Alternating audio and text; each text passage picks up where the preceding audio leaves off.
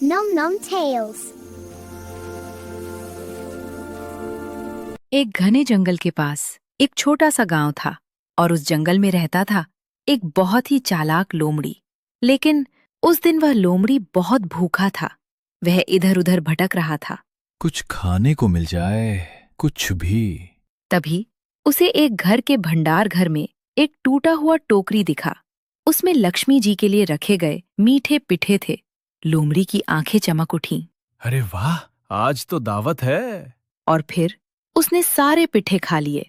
अब वह केले के पत्ते को चाटने लगा, लेकिन जैसे ही उसने सिर अंदर डाला, पत्ता फट गया और टूटा हुआ टोकरी उसके गले में फंस गया।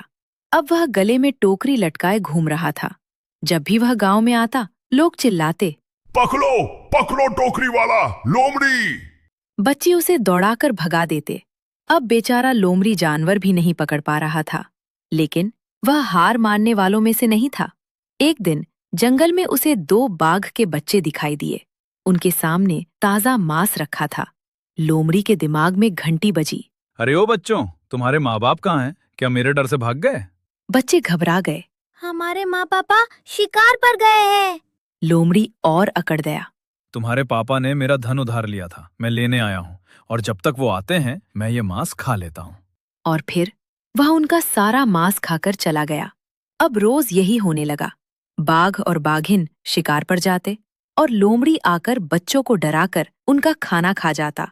कुछ ही दिनों में बच्चे दुबले पतले हो गए। बाघिन को शक हुआ। आज तुम शिकार पर मत जाओ, छिपकर देखो कौन हमारे बच्चों को परेशान कर रहा है। अगले दिन जैसे ही सियार आया, बाघ ने छिपकर सब देख लिया। धोखेबाज सियार आज नहीं बचेगा। सियार भागा और कांटों वाली झाड़ी के बीच से निकल गया, लेकिन बाघ फंस गया। बहुत कोशिश की पर निकल ना पाया और अंत में बाघ मर गया। चतुर लोमड़ी की बुद्धि देख अपने बच्चों के लिए चिंता करके बाघिन डर गई। अब वह सियार की बात मानने लगी। कुछ दिनों बाद बाघिन ने सोचा कि यहाँ से चले जाते हैं। वो अपने बच्चों को लेकर वो नदी के दूसरे तरफ जाने लगी और चतुर लोमड़ी भी उनके साथ ही चल पड़ा। उन्हें नदी पार करनी थी। बाघिन और उसके बच्चे तैरकर पार हो गए। सियार भी पानी में उतरा, लेकिन वह डूबने लगा।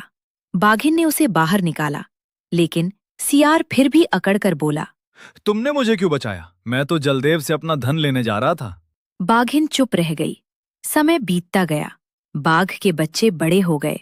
एक दिन सियार बोला, मैं रास्ते पर खड़ा रहूंगा, तुम उधर से हिरण को भगाओ, वो मेरे पास से गुजरेगा तो बच नहीं पाएगा। बाघिन ने हिरण को दौड़ाया, लेकिन सियार रास्ते पर लेटा था और हिरण उसके ऊपर से छलांग मारकर निकल गया।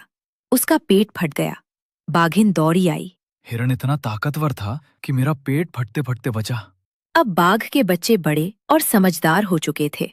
उन्हें सियार की चालाकी समझ आ गई थी। एक रात सियार दूसरे सियारों की आवाज सुनकर जंगल में गया। बाघ के बच्चे चुपचाप उसके पीछे गए और मौका मिलते ही उन्होंने धूर्त सियार को पकड़ लिया। इस बार वह अपनी चालाकी से इस बार नहीं बच पाया। दोनों बच्चों ने मिलकर इस बार लोमड़ी को सही सबक सिखाया। कहानी की सीख।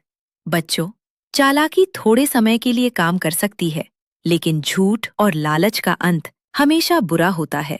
हमें हमेशा ईमानदार, दयालु और मेहनती बनना चाहिए, क्योंकि सच्चाई की जीत हमेशा होती है।